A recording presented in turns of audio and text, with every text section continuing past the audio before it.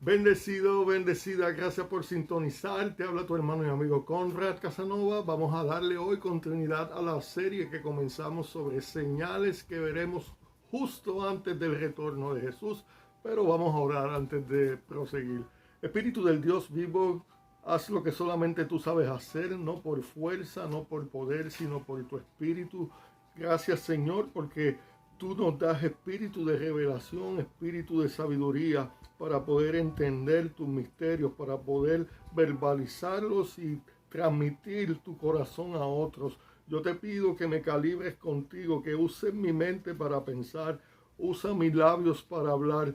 Todo tú, nada yo. Escóndeme detrás de ti, que te puedan ver a ti. En el nombre de Jesús yo declaro que el que está confundido o confundida recibe claridad y entendimiento, que el que está desalentado recibe nuevas esperanzas y el que se siente que está fracasado puede verse como tú le ves, triunfador y vencedor. En el nombre de Jesús. Amén. Amén.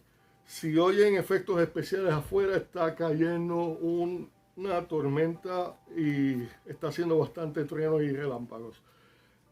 Comenzamos con esta serie la semana, hace un par de semanas atrás. No había podido hacerlo por múltiples compromisos que tenía de citas médicas con mi familia y mis hijos, pero estamos aquí.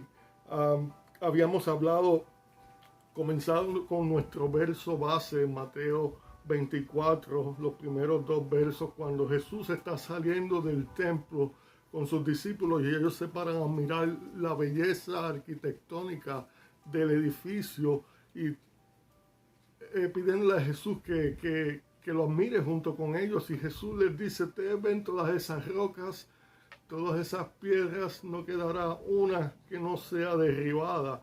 Y ellos se quedaron perplejos, atónitos, en shock. ¿Cómo va a ser esto con lo pesada que son esas rocas? Y les mostré una foto de cómo en el año 70, 40 años luego de que Jesús dijera esta profecía, el ejército romano, cuando el emperador Tito vino a invadir, a sitiar a Jerusalén, mandó a demoler el templo y al día de hoy esas rocas permanecen allí, lo cual dice que si esta se cumplió es la garantía de que todo lo que demás que Jesús dijo en Mateo 24, en Marcos 13 y en Lucas 21 se va a cumplir tal y como Jesús lo profetizó. Hablábamos de por qué Dios me ha inspirado a enseñar estas series, por la cantidad de eventos y cambios que están sucediendo en la sociedad y la gente que no tiene un fundamento en la palabra de Dios empieza a agitarse, empieza a asustarse. Este es el fin del mundo, ¿qué va a pasar? ¿Qué va a venir ahora? Y para traer balance y para traer paz, Dios me ha puesto en el corazón que comparta esta serie. Hay personas que exponen los eventos de los últimos tiempos de una forma más amplia, de una forma, tienen más experiencia. Ese es el llamado de ellos. Yo, honestamente, mi llamado no es enseñar escatología, es más alentar, exhortar, animar al pueblo que se conecta conmigo.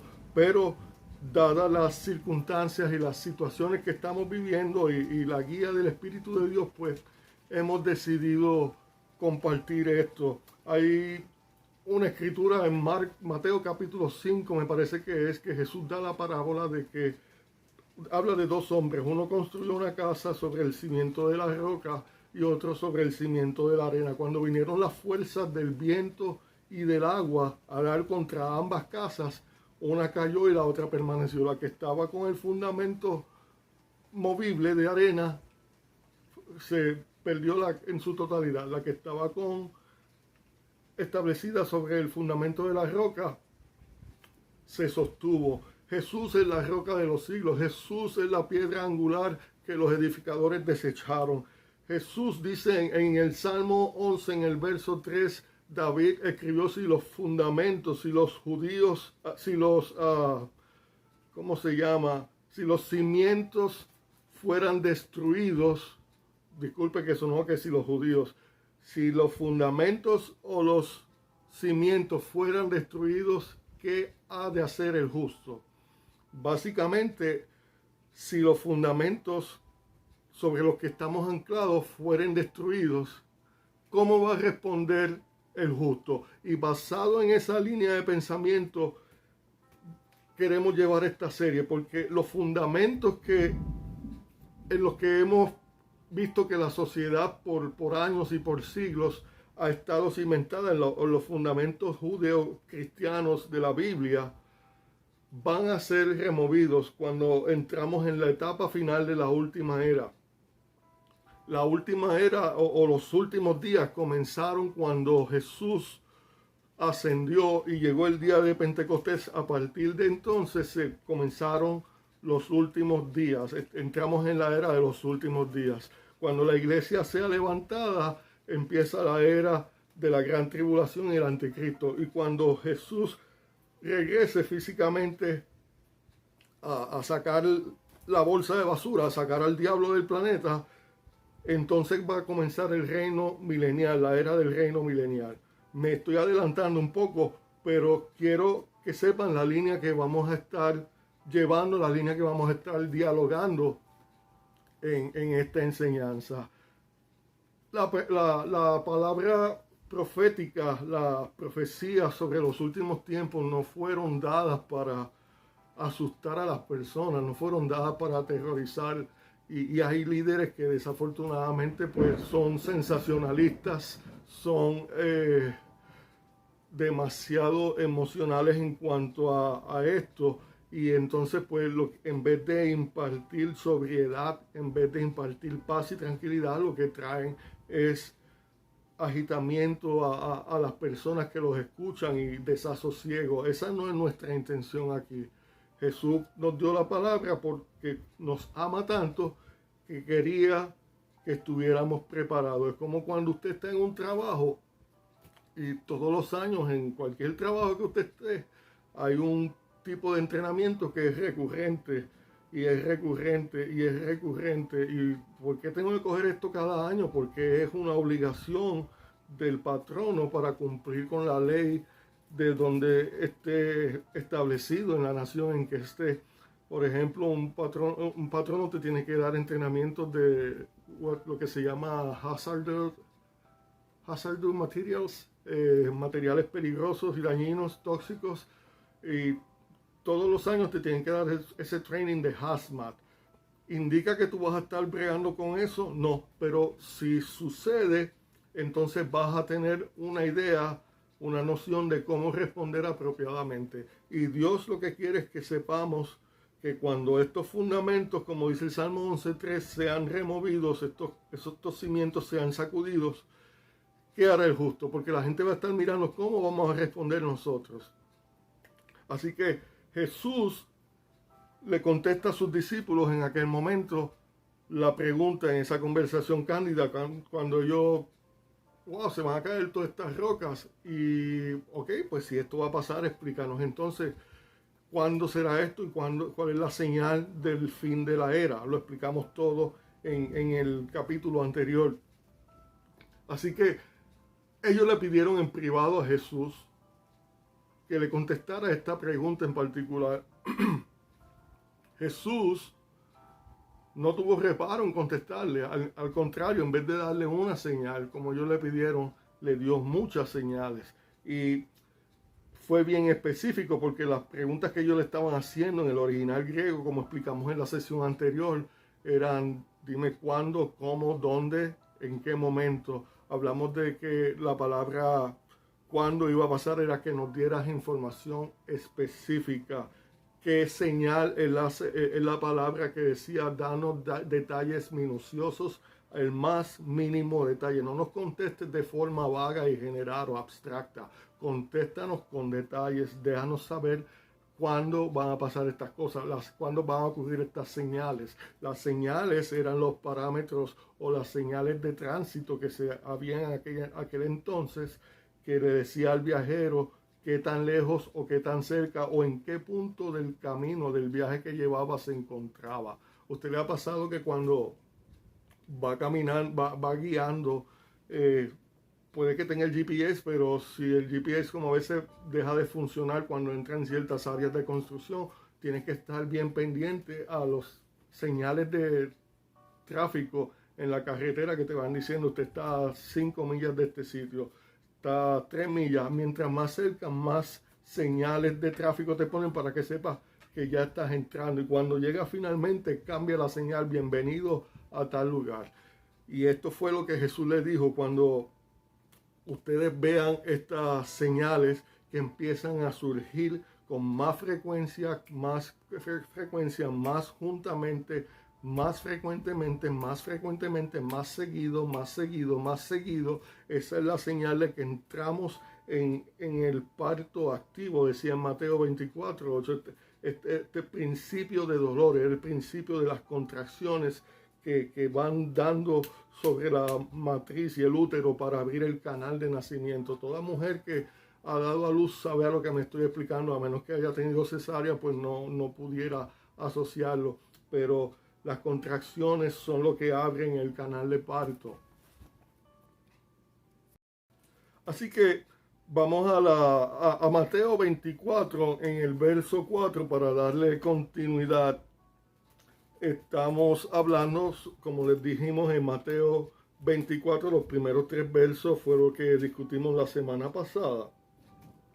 Y hoy, en el verso 4, dice: respondiendo Jesús les dijo, mirad que nadie os engañe.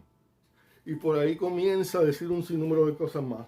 Pero como empieza a hablar de terremotos, de hambrunas, nación contra nación, reino contra reino, problemas étnicos, problemas sociales, epidemias, pandemias, todas estas situaciones catastróficas, cuando la gente comienza a ver eso, pasa por alto la primera señal que fue la que dijo Jesús. Esa palabra, mirad que nadie os engañe, en otras versiones dice presta atención. En el original griego es la palabra blepo, y lo que significa es alguien cuando te quieren llamar la atención. Hey, atiende, hey, escúchame, siéntate derecho, echa para atrás los hombros y escúchame. Hey, es importante que me prestes atención. Eso fue lo que hizo Jesús. En ese momento quiso sacudir a los discípulos. Hey, lo que te voy a decir ahora, presta atención, no te desenfoques, no te distraigas, escúchame. Y la primera señal que le dice es que nadie les engañe, lo cual indica que en este último tramo de la era, la primera señal y la más prevaleciente, la más preeminente de todas estas señales a continuación va a ser engaño a nivel mundial. ¿Por qué engaño a nivel mundial? Porque vas a ver los últimos 20 o 30 años cómo es como si alguien tras bastidores estuviera empujando una agenda, forzando cambios en la sociedad, cambiando las cosas de como eran originalmente, del diseño original de Dios y de su palabra, para torcerlas y crear confusión. En segunda de Tesalonicenses 2:3 nos habla de la manifestación del hombre de perdición. Dice que nadie os engañe en ninguna manera, porque no vendrá sin que antes venga la apostasía y se manifieste el hombre de pecado, el hijo de perdición. Esa palabra apostasía es la misma palabra apostasía en griego y significa una revolución, una revuelta, un tumulto, un motín. Va a haber un amotinamiento a nivel mundial, va a haber una separación, en inglés dicen divergence, una divergencia de la escritura bíblica, de lo que la gente llama, lo que nosotros los cristianos llamamos nuestra roca, nuestra guía, nuestro manual, la Biblia. Va a haber una separación de esa base bíblica a nivel mundial. Esa va a ser una de las señales. Y entonces, ¿qué va a suceder? Este falling away, esta separación, esta caída de los principios enseñados de la palabra, nos va a separar a la gente de los principios de la palabra de Dios. Pablo dijo en el capítulo 2 en el capítulo 3.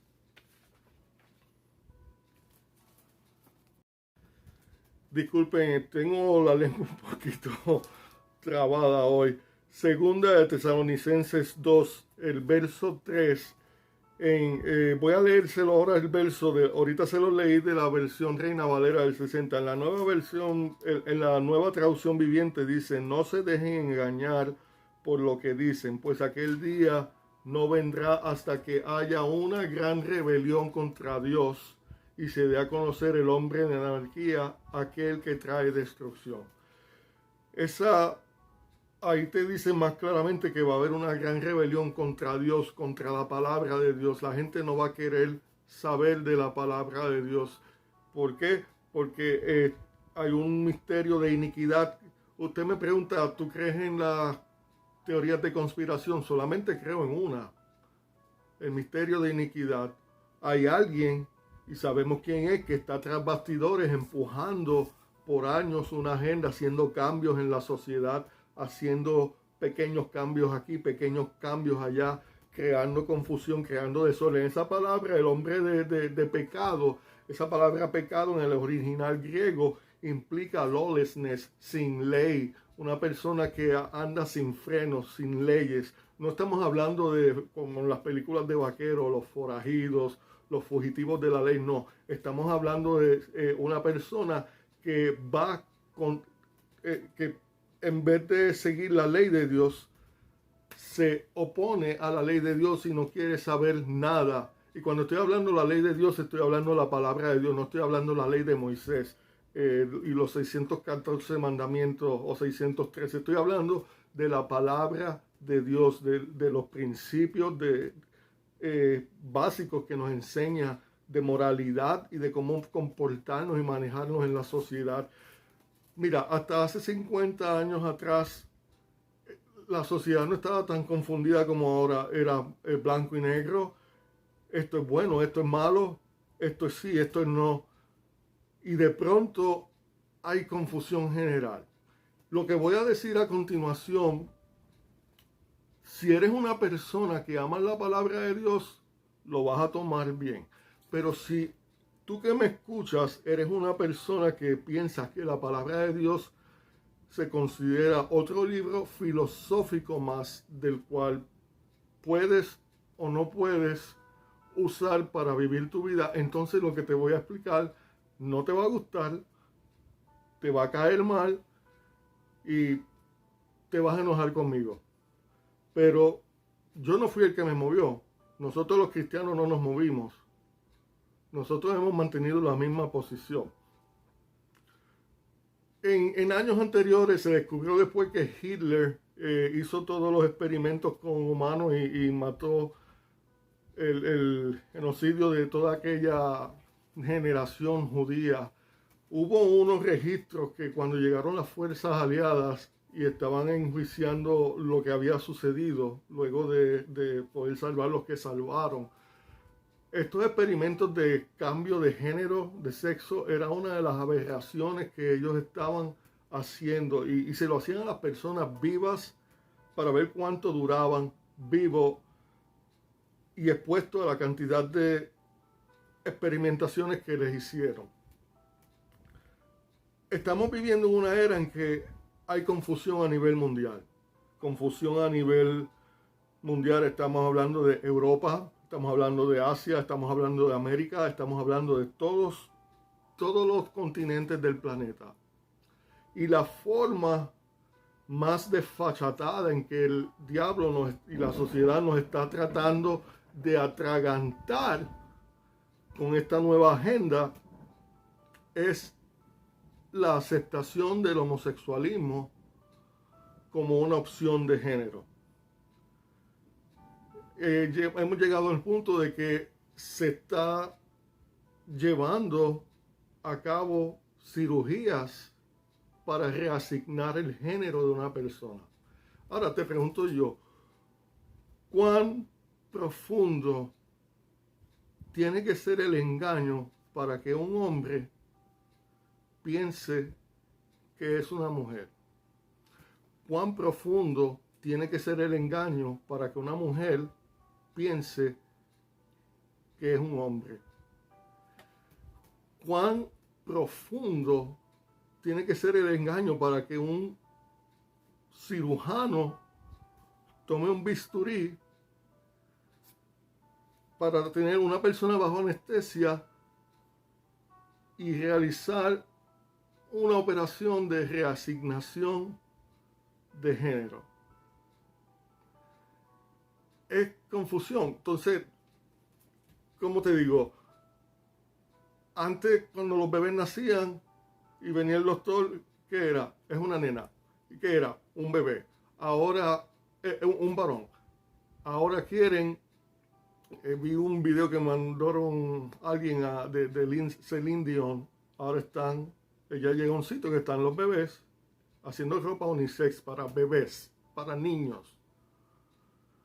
Porque quieren que, según el niño, la niña se sientan, así es que se le va a tratar. Vienen y tiran, ella llega y está un lado todas las camitas de rosa y en otro lado todas las camitas de azul. Y ella sopla un polvo mágico como Tinkerbell y todo se vuelve gris. Ahora no hay niños ni niñas, ahora todos son bebés. Come on. Yo no quiero sonar que estoy siendo condenatorio. Una persona puede sacar mis palabras de contexto y decir algo que yo no quise decir. Yo he tenido empleados que han sido homosexuales y nunca los he tratado diferente. Al contrario, ellos mismos han venido, wow, hay algo en usted siempre me trata con respeto, a pesar de que yo sé que estoy haciendo las cosas mal, usted siempre me habla con respeto. Así que la misma persona, sin yo tener que decir nada, sin yo tener que abrir mi boca, el Espíritu de Dios le está diciendo que hay algo diferente dentro de mí. Yo simplemente, ¿qué puedo hacer? Amar a la persona, tratarla con respeto, tratarla con deferencia, con decoro. Es lo que el amor hace, la forma en que opera. Yo no puedo estar como hizo Juan el Bautista, que tenía un llamado y de momento se salió de su llamado para condenar a Herodes. Una cosa es juzgar o emitir juicio en cuanto a si algo es correcto, algo es incorrecto, y otra cosa es condenar. Nosotros los cristianos somos la fuerza que restringe al diablo, somos la fuerza que restringe para que el mal sobre el planeta no esté on check, no esté sin ser verificado, sin ser estar bajo escrutinio. Pero eso no implica que no podemos decir esto es correcto o esto no es incorrecto. Y vamos a llegar al punto que esa fue una de las cosas que pasó en los tiempos de Pablo, que los cristianos no vamos a ser perseguidos por nuestra fe, vamos a ser atacados por no ser inclusivos. Ya hay algunos estados que hablan que la Biblia es hate speech, es un vocabulario de odio, porque llama a lo bueno bueno y a lo malo malo. Entramos a la etapa final de engaño, en que ahora todo lo que es malo se le llama bueno y a lo que es bueno se le llama malo, y eso es lo que Pablo, inspirado por el Espíritu, escribió, de que en los últimos tiempos muchos serán engañados y seguirán doctrinas de demonios y espíritus seductores. Esa palabra doctrina es la palabra de enseñar, pero cuando la lees en griego quiere decir que la forma en que el diablo se va a presentar en esta era en que estamos viviendo no va a ser con cuernos, ni con cola, ni con piel roja, ni con un tridente. No, la forma en que se va a mostrar es como dice doctrinas de demonios. Esa palabra doctrina es una enseñanza bien empaquetada y sutil. Es una enseñanza que va a venir, la forma en que el diablo se va a presentar para engañar. Este engaño mundial es a través de la educación, o va a sonar como ciencia, o va a sonar como el nuevo pensamiento progresivo, que antes no aceptaba unas cosas y ahora las acepta. Y esto es lo que dice en Romanos, que, ok, tú no quieres saber de mí, dice Dios, en Romanos en el capítulo 1, pues lo entregó a una mente reprobada. Dios va a tratar contigo. Tú quieres seguir haciendo lo malo, pues entonces él te va a acomodar, te va a hacer las acomodaciones para que sigas con la mente reprobada. Pero si vas a seguir a Dios, en algún momento dado, esta va a ser la línea divisoria en la iglesia. Porque este engaño se va a tratar de infiltrar en la iglesia. Y ya se está infiltrando, ya tú ves los tentáculos de esta maldad entrando en algunas iglesias. Se han salido de lo que es, lo que dice la palabra. Vuelvo y te explico, yo no estoy aquí para juzgar. La palabra sí nos da discernimiento para escoger entre lo bueno y lo malo. Así que no hay nada malo en explicar, mira, esto no está bien. Lo que está malo es estar dándole palo a la gente y cuando te vas a ir al infierno, te vas a ir. Mira, la gente ya sabe que lo están haciendo mal. Preséntale a Jesús a las personas. Jesús es la respuesta. Estamos viendo que los cimientos están siendo removidos. La sociedad está en caos con esta confusión de género. Mira cuánta confusión hay, que antes, como te dije, 50 años atrás, nació un nene o nació una nena. Ahora hay que escoger. ¿Qué tú quieres que sea? Y de acuerdo a la Biblia, eso es rebelión, porque se están rebelando en contra del diseño original con el que Dios envió a la persona. Yo tengo en mi familia, hay varios casos de esta situación. ¿Qué uno puede hacer con esta persona de manera práctica? Amarla, seguirle escuchando, amarla, enseñarle con tu testimonio, con tu buen ejemplo. En algún punto, esa persona tiene que tomar una decisión. Espérate, no me están saliendo las cosas como quiero, pero esta persona no me ha dejado de tratar bien, no me ha dejado de amarle. Hay algo diferente. Y así es que nos ganamos a las personas. Jesús dijo que yo no vine a condenar al mundo, sino a salvarlo. El trabajo del Espíritu Santo es el que es dar convicción de pecado. Pero Jesús vino a salvar al mundo, a hacer juicio contra el sistema y a condenar al diablo. Pero a las personas, Él nos dijo que en esto conocerán que nos amamos los unos a los otros, en que muestran mi amor. En esto sabrán que son mis discípulos, en que se amen los unos a los otros. Y dicho eso, tenemos que tomar en consideración todas esas cosas. Como te dije, yo no estoy aquí para condenar, yo no estoy aquí para hablar mal de nadie, pero hay que hablar lo que dice la palabra, hay que sacar el elefante del cuarto porque está ocupando mucho espacio. Yo a veces le pregunto, Señor, ¿por qué tú me pones a hablar de estas cosas? No hay gente que pueda hablar. Bueno, porque Él sabe que yo me voy a atrever a hacerlo, así que pues me asigna a hablar de estas cosas. Pero Dios me libre de hacer algo como lo que hizo Juan el Bautista, de estar condenando a la gente.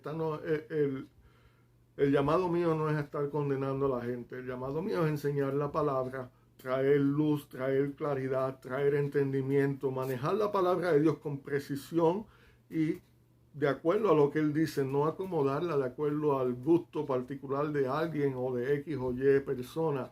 Esa no es la forma correcta de hablar la palabra de Dios. Y ya pues estamos en ese momento. Hay otra parte que dice que vendrán muchos en el verso 24, en el capítulo 24, en el verso 5. Dice, porque vendrán muchos en mi nombre diciendo yo soy el Cristo y a muchos se engañarán. Esta es la parte que ya está entrando en la iglesia. Esta es la parte que hay personas que están cediéndose a esta doctrina de demonios y de espíritus seductores y están enseñando cosas incorrectas en el nombre, porque vienen en el nombre, en la reputación de Jesús, en el nombre de Dios, y están tratando de engañar a todos los que puedan engañar. Pero nuestra mirada siempre tiene que estar puesta en Dios. Vienen tiempos locos, está escrito, no, eso es inevitable. Pero a pesar de los tiempos locos, tenemos que descansar en la obra terminada de Jesús. Les he dicho varias veces, a veces las personas me preguntan, ¿cómo tú puedes estar tan tranquilo con lo que está pasando? Bueno, hay dos cosas. Yo no veo muchas noticias de afuera porque todo el tiempo es malo lo que están enseñando. Y les sube las palpitaciones a uno y les sube la presión. Prefiero estar oyendo las buenas nuevas del Evangelio. Siempre hay alguien que me va a decir lo que está pasando en las noticias, así que tarde o temprano me voy a enterar. Pero prefiero estar conectado a la palabra de Dios. Prefiero estar descansando en las promesas de Jesús, en su obra terminada, y no en lo que el mundo se está volviendo, en el empuje del cambio general a nivel mundial que está sucediendo. Nosotros ejercemos nuestra autoridad, nosotros ejercemos nuestro dominio y mantenemos las cosas como Dios nos manda a hacer, pero no podemos estar atemorizados, no podemos estar acobardados. Dios nos ha dado un espíritu de poder, de amor y de dominio propio, no un espíritu de cobardía. Y tenemos que descansar en las promesas de Jesús y en su obra terminada. La obra que hizo Jesús es completamente completa y perfectamente perfecta. Y ningún diablo, ningún demonio, ninguna situación que se levante puede ser más grande que la palabra de Dios y la presencia del Espíritu Santo. Así que somos más que vencedores.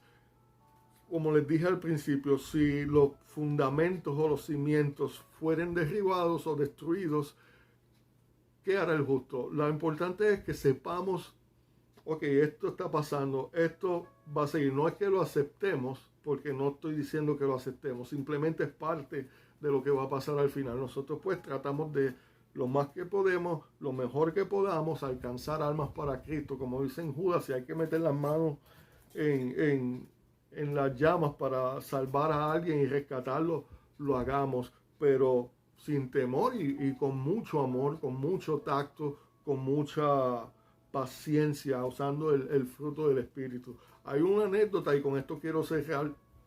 Estaba un día un judío y un árabe están hablando de cómo cada cual toma camellos. Y la razón por la que te voy a dar esta anécdota es para que sepas por qué digo que descanses en la obra terminada de Jesús. Y entonces el judío le pregunta al árabe, ¿y ustedes cómo tomar camello que toman? Y el árabe le dice, pues nosotros árabes cuando vamos a tomar camello nos levantamos como a las 3 de la mañana y vamos con espada y daga donde camello que queremos tomar. Y el judío le dice, sí, ¿y qué hacen? Pues vamos con la daga y con la espada y con ella le hincamos el ojo, le hincamos la oreja, le hincamos el cuello, le hincamos la joroba, le hincamos la rodilla, le hincamos el muslo, le hincamos la cola, volvemos a la boca, volvemos a los ojos, camello revolcarse y caerse y volver a levantar. Y a cabo de 14 días, camello estar totalmente domado. Y el judío lo mira, wow. Y el árabe pues obviamente le pregunta, dice, ¿y ustedes judíos cómo domar camello? Dice, bueno, nosotros el proceso es más sencillo. Sí, explícame. Bueno, nosotros no vamos tan temprano a las 3 de la mañana como ustedes. No vamos a las 7 de la mañana con café en la mano y vamos donde camello que vamos a domar y le hablamos quedamente al oído. Sí, ¿qué le dices? Si no te portas bien o te voy a traer un árabe y vas a ver cómo te va a ir. Camello quedar domado instantáneamente.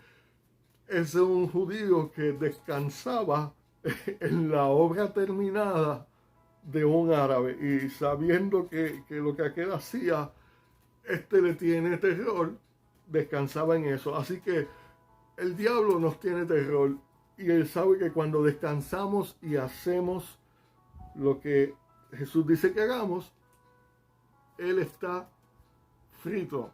Por eso es que está tan desesperado de que Dios levante la iglesia para él poder hacer lo que le da la gana por 7 años.